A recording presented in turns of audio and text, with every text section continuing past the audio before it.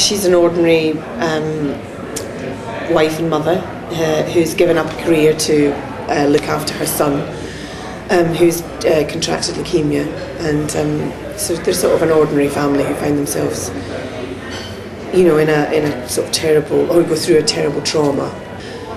And then when the virus happens, obviously she goes off to find him, and that is, I suppose, her raison d'etre throughout the whole series, is that the fact that her son might still be alive, and that's what keeps her going. And along the way, because of that, she finds or discovers strengths that she didn't know that she had, kind of not necessarily practical strengths, but emotional strengths. I suppose she's the kind of moral backbone of the show. You know, she's got a very strong sense of morality, and she's got a very strong sense of what's good and bad and right and wrong.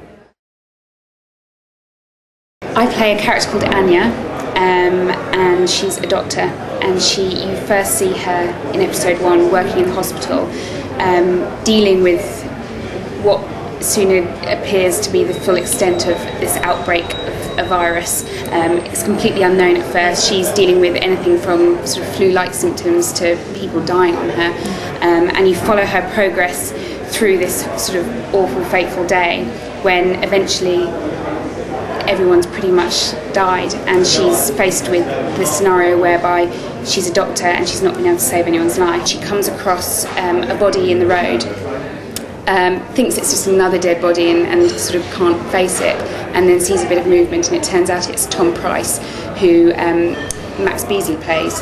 And then they see a car in the distance, and in the car is Greg and Abby, and they all decide at that moment to just trust each other as a group of strangers to go, let's forge forward and sort of try and work out how we're going to live this new weird life. He's a bit of a playboy, Lothario kind of guy who is just all about having a good time, and that's comes from a very privileged background.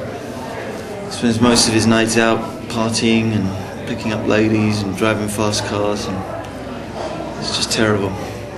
And I come across this guy who himself is orphaned. So, you know, in our own ways, we're orphans, and we save each other. I mean, he basically saves me first, because I think if I hadn't have come across him, I would have ended up drunk behind, you know, a crashed car somewhere. Some fatalistic action. It just turns out to be that we can't live without each other.